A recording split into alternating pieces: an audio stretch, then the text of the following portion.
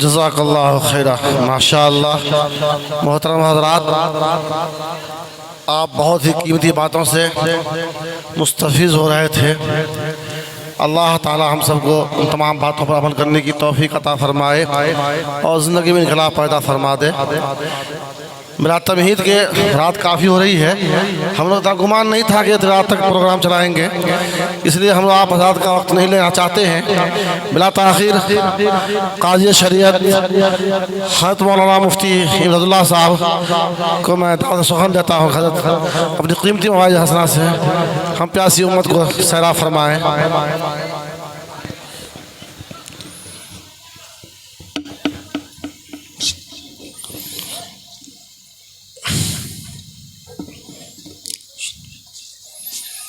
بسم الله الرحمن الرحيم وبه نستعين والصلاة والسلام على رسوله الكريم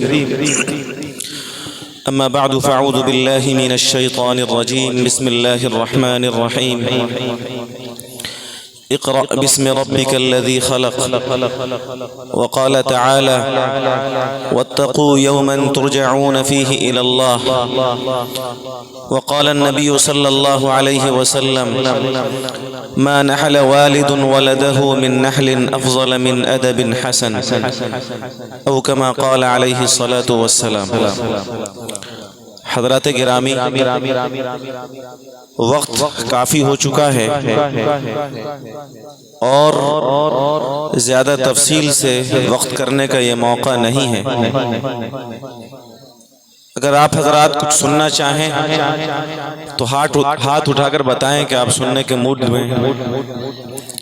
تو میری ایک شرط ہے کہ آپ حضرات تھوڑا سا آگے آ جائیے، جو پیچھے ہیں وہ سب آگے آ جائیے، سب پیچھے والے آگے آ جائیں۔ آگے کرسی خالی ہے، اس کرسی ہمارے دین میں سب سے زیادہ ادب کی تلقین کی گئی ہے، اور بزرگوں کا جملہ ہے بے ادب نہ تواں خدا را شناخت، جس کے اندر ادب نہ ہو وہ اللہ کو نہیں پہچان سکتا۔ دین کی مجلسوں میں بیٹھنے کا بھی ایک ادب ہے، اور وہ ادب یہ ہے کہ آپ باادب بیٹھیں، کہنے والا اللہ رسول کی باتوں کا جتنا قدرداں ہے سننے والا بھی اتنا ہی زیادہ قدرداں ہے، کہنے والا اللہ رسول کے حکموں کا جتنا پاس و لحاظ رکھتا ہے سننے والوں کی بھی ذمہ داری ہے کہ اللہ رسول کی باتوں کا وہ پاس و لحاظ رکھے۔ میں نے قرآن مجید کی دو آیتیں آپ کے سامنے پڑھی ہے اور جناب رسول اللہ صلی اللہ علیہ وسلم کا ایک فرمان سنایا ہے۔ اس کی روشنی میں چند گزارشات آپ کے سامنے عرض کر کے رخصت ہو جاؤں گا۔ آج نبٹولیا کی اس سرزمین پر اس پروگرام میں شرکت کر کے مجھے بہت خوشی ہوئی۔ اس سے پہلے بھی میں یہاں کئی بار آ چکا ہوں، لیکن بچے اور بچیوں کے ذریعے سے قرآن مجید کی تلاوت، حمد، تقریر، مکالمے اور اس طرح کی چیزیں سننے کے بعد یقیناً اس بات کا احساس ہے کہ ایک پتھر کی بھی تقدیر سنور سکتی ہے، شرط یہ ہے کہ سلیقے سے تراشا جائے۔ بچوں کی تعلیم و تربیت کا جو سلسلہ یہاں اب شروع ہوا ہے، اور میں نے دیکھا کہ ماں بہنیں بھی اپنے بچے اور بچیوں کی حوصلہ افزائی کے لیے بڑی تعداد میں مجمع کی دونوں طرف بیٹھی ہوئی تھی اور ابھی بھی بڑی تعداد میں بیٹھی ہوئی ہیں۔ یہ یقیناً اس بات کی طرف اشارہ کر رہا ہے کہ ہم اپنے بچوں کی تعلیم اور تربیت کے تعلق سے واقعتاً فکر مند ہیں۔ میرے بزرگوں اور میرے نوجوانوں، علم ہر ترقی کی بنیاد ہے، اور علم سے دوری ہر تنزلی کی بنیاد ہے۔ جس معاشرے میں علم ہوگا وہ معاشرہ ترقی یافتہ ہوگا، جس معاشرے میں علم نہیں ہوگا وہ معاشرہ کبھی ترقی نہیں کر سکتا۔ اسلام جو دنیا اور آخرت کی کامیابی اور ترقی کا راستہ بتانے کے لیے آیا ہے، اس کی جو شروعات ہوئی ہے آپ نے سنا اقرأ بسم ربک الذی خلق. اب جانتے ہیں کہ اللہ رب العالمین نے ہمارے آقا امام کبریا جناب محمد الرسول اللہ صلی اللہ علیہ وسلم کو اس دنیا کے اندر دنیا کے انسانوں کی ہدایت کے لیے بھیجا تھا. ہمارے آقا جب اس دنیا کے اندر نہیں آئے تھے تو کیا صورتحال تھی دنیا کی؟ تفصیل کا یہ وقت نہیں ہے. بہت آسان لفظوں میں یہ کہا جائے کہ نبی رحمت صلی اللہ علیہ وسلم کی دنیا میں آنے سے پہلے پوری دنیا ہر طرح کی خرابی کے اندر مبتلا تھی. کوئی بھی خرابی ایسی نہیں تھی جو اس معاشرے کے اندر موجود نہیں تھی. ایک ایسا معاشرہ جو ہر طرح کی خرابیوں کا آماجگاہ بنا ہوا تھا. جس سوسائٹی میں ہر برائی تھی، شراب تھی، جوا، مکر، فریب، ظلم، جور، بیٹیوں کو زندہ زمین میں دفنانا، کمزوروں کو ستانا، کمزوروں کو تڑپانا، دوسروں کی زمین ہڑپ لینا، چھوٹی چھوٹی باتوں پر لڑنا جھگڑنا، الغرض کوئی ایسی خرابی نہیں تھی جو اس معاشرے میں پائی نہ جاتی ہو. اس معاشرے میں اللہ تبارک و تعالی نے اپنے آخری نبی کو مبعوث کیا. ہمارے آقا صلی اللہ علیہ وسلم تشریف لائے اور اللہ تعالیٰ نے اپنے اس نبی کو یہ کہہ کر بھیجا ارسل رسولہ بالہدی ودین الحق لیظہرہ علی الدین کلہ، کہ اللہ نے اپنے اس آخری نبی کو دین حق دے کر، کتاب حق دے کر، قرآن مجید دے کر اس لیے بھیجا ہے تاکہ دین کو غالب کیا جائے. قرآن مجید زندگی گزارنے کا جو راستہ بتاتا ہے، جو نظام زندگی بتاتا ہے، اس نظام کو، اس دین کو پوری دنیا پر غالب کیا جائے. ایک ایسا معاشرہ جو ہر طرح کی خرابیوں کے اندر مبتلا ہے، اس معاشرے میں ایک نبی آتا ہے، اور وہ نبی اس لیے آتا ہے تاکہ اللہ نے انہیں جو کتاب دی ہے اس کتاب کو پورے معاشرے کے اندر دستوری کتاب کے طور پر رائج کر دیا جائے. آپ جانتے ہیں کہ قرآن مجید کا آغاز کہاں سے شروع ہوا؟ قرآن مجید جب آقا صلی اللہ علیہ وسلم پر اترنا شروع ہوا تو سب سے پہلا حکم قرآن میں کیا دیا گیا؟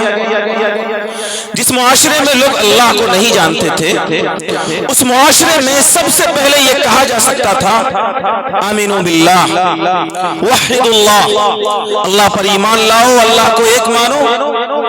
جس معاشرے میں لوگ شراب پیتے تھے یہ بات کہی جا سکتی تھی کہ شراب مت پیو. جس معاشرے میں لوگ ظلم کرتے تھے یہ بات کہی جا سکتی تھی کہ ظلم مت کرو. جس معاشرے میں لوگ بیٹیوں کو زندہ زمین میں دباتے تھے یہ کہا جا سکتا تھا کہ بیٹیوں کو زندہ زمین میں مت دفناؤ. لیکن لوگوں، وہ معاشرہ جو تمام خرابیوں کے اندر مبتلا تھا، اس معاشرے میں اللہ نے جو سب سے پہلا حکم اتارا وہ تھا اقرأ، پڑھو، علم حاصل کرو. اور قرآن مجید نے سب سے پہلے انسانوں کو علم کی تعلیم دے کر دراصل یہ بتایا اور قیامت تک کے مسلمانوں کو اور انسانوں کو یہ پیغام دیا کہ علم کے ذریعے سے تمام طرح کی خرابیوں کو ختم کیا جا سکتا ہے. علم کے ذریعے سے تمام طرح کی برائیوں کو مٹایا جا سکتا ہے. امام کائنات صلی اللہ علیہ وسلم کی بعثت کے وقت معاشرے میں جو خرابیاں تھیں، سماج میں جو برائیاں تھیں، ان تمام برائیوں کو مٹانے کے لیے سب سے پہلے اللہ نے علم کا حکم دیا اور یہ درس دیا کہ علم آئے گا تو ساری برائیاں خود بخود مٹ جائیں گی، ساری خرابیاں ختم ہو جائیں گی. اور یہی سے یہ بات بھی سمجھ میں آ گئی کہ اگر علم نہیں آئے گا، اگر صحیح علم اور صحیح تربیت نہ ہوگی سماج کے اندر، تو پھر معاشرے کا بدلنا، معاشرے کا سدھرنا، معاشرے کی اصلاح، بس اس کا خواب ہی دیکھا جا سکتا ہے اور معاشرے کی اصلاح نہیں ہو سکتی. لیکن میرے بزرگوں، علم کون سا معاشرے کو بدل سکتا ہے؟ کون سا علم معاشرے میں اصلاح پیدا کر سکتا ہے؟ کس علم سے معاشرے میں تبدیلی پیدا ہو سکتی ہے؟ آپ نے اپنے علماء کے ذریعے سے اکثر سنا ہوگا کہ قرآن مجید کی یہ پہلی آیت ہے جس میں اللہ نے علم کی تعلیم دی ہے. لیکن کم سنا ہوگا آپ نے کہ قرآن مجید کی آخری آیت کون سی ہے. ہم میں سے شاید کسی سے پوچھا جائے تو وہ یہ جواب دے کہ قرآن مجید کی آخری سورت سورہ नास है और आखिरी आयत मिनल जिन्नति वन नास है। लेकिन आप उलमा से पूछिए, कुरान मजीद की जो सबसे आखिर आयत नाजिल हुई, बाज़ मुफस्सिरीन फरमाते हैं वो आयत है जो मैंने पढ़ी आपके सामने, वत्तकू यौमन तुरजऊन फीही इलल्लाह। अल्लाह ताला ने कुरान मजीद की सबसे आखिरी आयत में ये बात समझाई कि लोगों डरो अल्लाह से, और डरो ऐसे दिन से, आखिरत से और क़यामत के दिन से जिस दिन तुम सब अल्लाह के दरबार में लौटाए जाओगे। कुरान मजीद सबसे पहले इल्म का हुक्म देता है और कुरान मजीद सबसे आखिर में अल्लाह से और आखिरत से डरने की तलकीन करता है। दोनों आयतों का जोड़, पहली आयत का पैगाम और आखिरी आयत का मैसेज, दोनों को जोड़िए, नतीजा ये मिलेगा कि वो इल्म जिससे लोगों को अल्लाह का यकीन पैदा हो, वो इल्म जिससे आखिरत का इस्तेज़ार पैदा हो, वो इल्म जिससे आखिरत का यकीन पैदा हो, वो इल्म जिससे आखिरत की जवाबदेही का एहसास पैदा हो, वो इल्म जिस इल्म का हासिल करने वाला आखिरत में अल्लाह के सामने हाजिरी से डरे, वो इल्म जिसके जरिए से आदमी को कब्र और कब्र के हालात याद हो, वो इल्म जिसके जरिए से आदमी मैदान महशर में अल्लाह के सामने हाजिरी का एहसास अपने अंदर पैदा कर सके, यही वो इल्म है जिसके जरिए से मुआशरे को बदला जा सकता है। उसके अलावा दुनिया जहान के जो दीगर उलूम है, वो दीगर फनून है, उसको हम हुनर कह सकते हैं, इल्म नहीं कह सकते।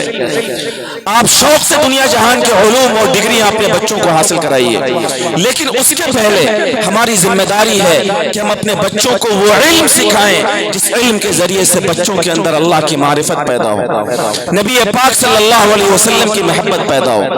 और मैंने आका सल्लल्लाहु अलैहि वसल्लम का जो फरमान आपको सुनाया, उस फरमान के अंदर एक माँ बाप का अपने बच्चों के लिए जो सबसे बेहतरीन तोहफा और जो सबसे बेहतरीन गिफ्ट हो सकता है, जो सबसे बेहतरीन अतिया हो सकता है, इमाम कायनात सल्लल्लाहु अलैहि वसल्लम ने उसी की तरफ इशारा फरमाया। आपने फरमाया, मा नहल वालिदुन वलदहु मिन नहलिन अफज़ल मिन अदबिन हसन। लोगों, कोई भी बाप, कोई भी माँ, कोई भी गार्जियन अपने बच्चों को अच्छी तालीम और अच्छी तरबियत से बेहतर तोहफा और गिफ्ट नहीं दे सकता। सबसे बेहतरीन तोहफा, सबसे बेहतरीन अतिया, सबसे बेहतरीन गिफ्ट जो एक माँ या एक बाप या एक गार्जियन अपनी औलाद को दे सकता है, वो इल्म है, और सही इल्म है, सही तरबियत है। इसलिए लोगों, सबसे पहली बात जो मुझे इस वक्त अर्ज करनी थी वो यही है कि अगर हम अपने मुआशरे को बदलना चाहते हैं और अपने इस नबटोलिया की सरजमीन में इनकलाब चाहते हैं, बच्चों का बेहतर मुस्तकबिल चाहते हैं, उसका रास्ता सिर्फ एक है और वो रास्ता ये है कि मौलाना इस्लाम साहब दामत बरकातहू ने आपकी मस्जिद में जिस मकतब का निज़ाम शुरू किया है, आप इस मकतब के निज़ाम से अपने घर के एक एक बच्चे को जोड़िए, एक एक बच्ची को जोड़िए। गांव का, महल्ले का, घर का कोई भी बच्चा और कोई भी बच्ची ऐसी ना हो जो दीन की बुनियादी तालीम से महरूम रह जाए। कराएंगे इंशाअल्लाह। और आखिरी बात जो मुझे इस वक्त अर्ज करनी है, हजरतुल उस्ताद यहाँ तशरीफ फरमा है, हजरत से हमें ज्यादा से ज्यादा इस्तिफादा करना है, इसलिए मैं अपनी बात मुख्तसर करूं। आखिरी बात, हम और आप जब इल्म की बात करते हैं तो इल्म सिर्फ अपने बेटों को दिलाना जरूरी समझते हैं, बच्चियों की तालीम और तरबियत पर बहुत ज्यादा फोकस और तवज्जो नहीं होती है। मुझे याद आता है कि पीर फकीर जुल्फ़िकार नक्शबंदी दामत बरकातहू जो एक बड़े बुजुर्ग आलिम दीन है, उन्होंने ये लिखा है अपने मलफूज के अंदर कि किसी आदमी के पास दो औलाद है, एक बेटा है और एक बेटी है, और वो आदमी दोनों औलाद में से किसी एक को ही इल्म दे सकता है, या तो बेटे को पढ़ा सकता है या बेटी को। गरीब आदमी है, असबाब नहीं है उसके पास, तो बेटा के बनिस्बत बेटी को पढ़ाना और उसे सही तालीम और तरबियत देना ये ज्यादा जरूरी है। और उसकी वजह उन्होंने लिखी कि अगर बेटा पढ़ेगा, मर्द पढ़ेगा तो उससे एक फर्क पड़ेगा, लेकिन अगर बेटी पढ़ेगी, अगर बेटी सही तालीम और सही तरबियत से आरास्ता होगी तो उससे पूरा एक खानदान पढ़ेगा, उससे पूरे एक खानदान की परवरिश हो पाएगी। इसलिए जहां हम अपने बच्चों की तालीम और तरबियत पर तवज्जो देते हैं, वहीं अपने घर की बेटियों की तालीम और तरबियत पर भी तवज्जो दें और उसको भी सही तालीम और तरबियत से आरास्ता करें, लेकिन सही माहौल में, सही पर्दे के साथ, इस्लामी तशख्खुस के साथ, इस्लामी पर्दे के साथ महफूज तरीके पर अपनी बच्चियों को दीन की बुनियादी तालीम और तरबियत से जरूर आरास्ता करेंगे इंशाअल्लाह। बुजुर्गों का जुमला है कि दुनिया के अंदर हर कामयाब मर्द के पीछे एक औरत का हाथ होता है। दुनिया के अंदर जितने भी कामयाब लोग गुजरे ہیں، چاہے وہ کامیاب نبی ہو، چاہے وہ کامیاب ولی ہو، چاہے وہ کامیاب عالم ہو، آپ ہسٹری اور تاریخ اٹھا کر دیکھیے، ہر ایک کے پیچھے کہیں نہ کہیں کسی عورت کا کردار نظر آئے گا۔ وہ عورت کبھی بیوی کی شکل میں، کبھی ماں کی شکل میں، کبھی بیٹی کی شکل میں، کبھی بہن کی شکل میں، کسی نہ کسی روپ میں دنیا کے ہر کامیاب مرد کے پیچھے کسی نہ کسی عورت کا ہاتھ ہوتا ہے۔ میں اشارہ کروں کچھ واقعات کی طرف۔ امام کائنات صلی اللہ علیہ وسلم پر قرآن مجید کا نزول شروع ہوا۔ قرآن بڑا عظیم کلام، وزنی کلام، یہ تفصیل کا وقت نہیں ہے۔ قرآن نے بتایا قرآن کا وزن کہ اگر اسے پہاڑوں پہ اتارا جاتا تو پہاڑ ٹوٹ پھوٹ جاتا، وہ ریزہ ریزہ ہو جاتا۔ اللہ کے نبی صلی اللہ علیہ وسلم پر جب یہ قرآن اترنا شروع ہوا تو صورتحال یہ تھی کہ وہ گھبرائے ہوئے، پریشان، اپنی پاک بیوی ام المؤمنین حضرت خدیجہ رضی اللہ تعالی عنہ کے پاس تشریف لائے اور فرمایا خدیجہ زملونی زملونی، اے خدیجہ مجھے کمبل اڑاؤ، لقد خشیت علی نفسی، مجھے یہ ڈر ہے کہ کہیں میری جان نہ چلی جائے، مجھے ڈر ہے کہ کہیں میری جان تباہ نہ ہو جائے، میرے اوپر بڑا وزنی کلام اترا ہے، مجھے اپنی جان کی پرواہ ہو رہی ہے۔ تو حضرت خدیجہ وہ پہلی عورت ہے جس نے آقا صلی اللہ علیہ وسلم کو تسلی دی، آپ کا حوصلہ بڑھایا۔ کلا واللہ لا یخزیک اللہ انک لتصل الرحم وتحمل الکل وتکسب المعدوم وتقری الضیف وتعین علی نوائب الحق۔ اے میرے سرتاج، آپ کو پریشان ہونے کی قطعاً کوئی ضرورت نہیں ہے، اللہ آپ کو ہرگز رسوا نہیں کرے گا۔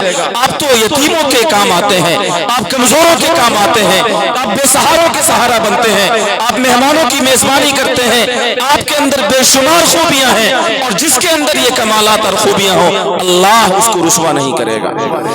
پیارے آقا صلی اللہ علیہ وسلم نبی بنائے گئے، آپ پر سب سے پہلے قرآن اترا، قرآن اترنے کے بعد آپ گھبرائے، سب سے پہلے جس عورت نے آپ کو حوصلہ دیا اور سب سے پہلے نبی کو نبوی مشن میں جس نے ہمت بڑھائی، حوصلہ دیا، وہ ایک عورت تھی، اور یہ عورت ایک پاک بیوی کی شکل میں پیارے آقا صلی اللہ علیہ وسلم کی زندگی میں نظر آتی ہے۔ اور آپ کو معلوم ہو سیرت کا وہ واقعہ بھی میں اشارہ کروں صرف، فتح مکہ کے بعد اسلام کی سب سے بڑی کامیابی مکہ کی فتح۔ مکہ آقا صلی اللہ علیہ وسلم نے فتح کیا، مکہ کے فتح کے بعد بہت شارٹ واقعہ، مکہ جب فتح ہو گیا تو مکہ کے جو بڑے بڑے رؤسا تھے، سردار تھے، وہ سب چاہتے تھے کہ امام کائنات صلی اللہ علیہ وسلم میرے گھر تشریف لائیں اور ہمارے یہاں آپ قیام فرمائیں۔ لیکن سیرت کی بعض روایات میں علماء نے اسے کمزور کہا ہے، وہ اپنی جگہ، لیکن تاریخی کتابوں میں مورخین نے نقل کیا ہے کہ آقا صلی اللہ علیہ وسلم نے مکہ فتح کرنے کے بعد مکہ کے بڑے بڑے سرداروں میں سے کسی بھی سردار کی دعوت قبول نہیں کی، آپ نے کہیں قیام نہیں کیا۔ جب شام ہو گئی اور جب شام کی سیاہی پھیل گئی تو آپ نے اپنے صحابہ سے فرمایا ارکزوا لی خیمۃ عند قبر خدیجہ، اے میرے پیارو میرے لیے خدیجہ کی قبر کے پاس خیمہ گاڑو، میرے ٹھہرنے کا بندوبست کرو۔ اور لکھا ہے مورخین نے ورکز لواء النصر امام قبر خدیجہ لیعلم الناس جميعا ان وراء هذا الفتح المرأة العظیمہ التي في هذا القبر۔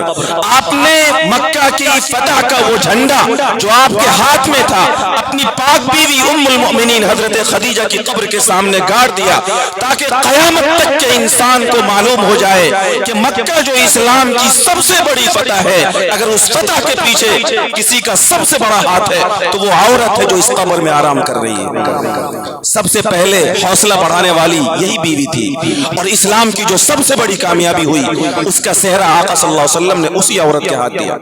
میرے بزرگوں، سمجھا جا سکتا ہے کہ آقا صلی اللہ علیہ وسلم کی نبوت کی بڑی کامیابی کے پیچھے آپ کی پاک بیوی حضرت خدیجہ کا ہاتھ ہے۔ ایک کامیاب نبی کے نبوت کے کامیاب مشن میں ایک پاک بیوی کا کردار یہاں آپ کو نظر آتا ہے۔ معاشرے میں اگر بیویاں تربیت یافتہ ہوں، اگر ہم بیٹیوں کی تربیت کر دیں جو کل کسی کی پاک بیوی بننے والی ہے، تو مجھے بتائیے کہ کیا یہ بیوی اپنے شوہر کی دین کے کاموں میں مدد کرنے والی نہیں ہوگی؟ ہوگی یا نہیں ہوگی؟ جب بیویاں تربیت یافتہ ہوں، جب ان کے اندر اسلام کا شوق ہو، جب اس کے اندر دین کی طلب ہو، جب اس کے اندر دین کی لگن ہو، جب صحیح ماحول میں اس کی تربیت کی گئی ہو، تو یہ عورت اگر کسی بد کردار شوہر کے نکاح میں بھی جائے گی تو اسے بھی پاکردار بنا دے گی، اور کسی غلط گھر میں بھی جائے گی تو اس گھر کو بھی جنت کا نمونہ بنا دے گی۔ بزرگوں کے واقعات میں شیخ عبد القادر جیلانی رحمۃ اللہ علیہ، نام سنا ہے آپ حضرات نے؟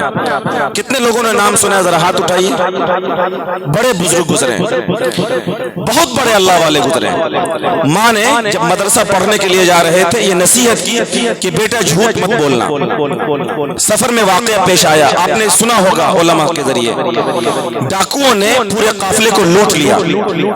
ان سے بھی پوچھا گیا کہ تمہارے پاس کیا ہے؟ انہوں نے کہا کہ میرے آستین میں میرے ماں نے کچھ پیسے سل دیے۔ ڈاکوؤں کو لگا کہ یہ بچہ جھوٹ بول رہا ہے۔ جب سب کی جان کے لالے پڑ رہے ہیں اور سب کے پیسے چھینے جا رہے ہیں، ایک آدمی کا پیسہ جو حفاظت کے ساتھ کہیں رکھا ہوا ہے، آستین میں سلا گیا ہے، وہ جھوٹ وہ سچ کیوں بول سکتا ہے؟ وہ تو اپنے پیسے کو بچانے کی کوشش کرے گا، اگنور کر دیا۔ لیکن بار بار جب ان سے پوچھا گیا، ہر بار انہوں نے جواب دیا کہ میرے آستین میں پیسے ہیں۔ دیکھا گیا تو واقعی پیسے تھے۔ ڈاکوؤں کے سردار کو بڑی حیرت ہوئی کہ تم تو اس پیسے کو بچا سکتے تھے، ہم لوگوں کی تلاشی میں تو تمہارا یہ پیسہ ہم لوگوں کو نہیں مل رہا تھا، تم اپنی جان اور اپنے پیسے بچا سکتے تھے، تم نے یہ سچ کیوں بولا؟